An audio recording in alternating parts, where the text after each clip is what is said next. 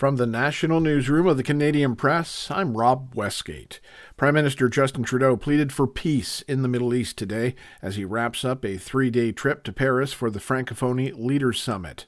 Trudeau denounced the civilian death toll as the nearly year-old war between Israel and the Iranian-backed terrorist groups Hamas and Hezbollah escalated this past week. The terrorist organizations Hezbollah and Hamas have caused countless deaths, but so has the response of Israel. We need to make sure that we see de-escalation, and we need to continue to hold Iran to account. Local health officials say more than 41,000 people have been killed in Gaza and 2,000 in Lebanon since Israel began retaliating for the Hamas attack that killed 1,200 Israelis and took 250 others hostage on October 7th of last year. Meanwhile, police in Canada's largest cities are bracing for rising tensions and protests ahead of Monday's one-year anniversary of the October 7th attack. In Toronto, command posts will be set up in Jewish neighborhoods and near mosques. Over in Vancouver, they will have uniformed school liaison officers highly visible during student pickup and drop-off at faith-based schools. And in Montreal, police there say they'll be putting more officers on the ground over the next 3 weeks, with a particular focus on places of worship. A group made of family members, team officials, and city councilors will be on hand this morning for a memorial groundbreaking honoring the victims of the Humboldt Broncos bus crash.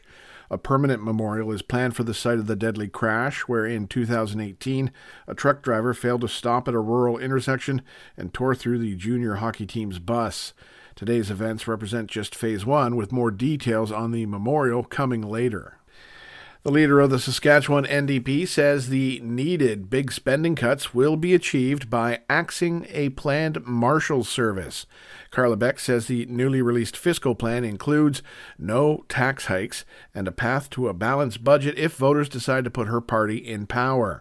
Her opponents in the Saskatchewan Party described the NDP's plan as fantasy and fiction and nothing more. Voters go to the polls October 28th. Overseas now, where rescue teams were back at it today searching for those still missing after flash floods and landslides hit parts of Bosnia, killing at least 16. Construction machines worked to remove piles of rock and debris that covered the central town of Jablanica during a rainstorm early Friday.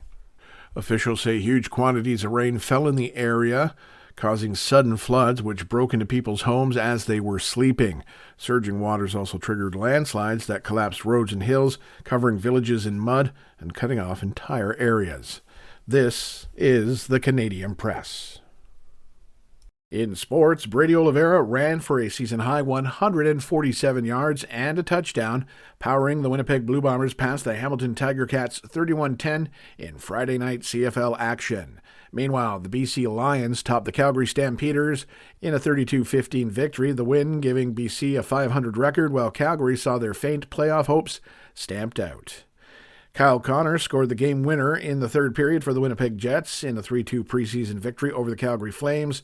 Noah Gregor scored his second goal of the night in overtime as the Ottawa Senators edged the Detroit Red Wings 4-3. And forward Arshdeep Bains scored on the power play, adding an assist as the Vancouver Canucks defeated the Edmonton Oilers 4-1, wrapping up the preseason for both teams.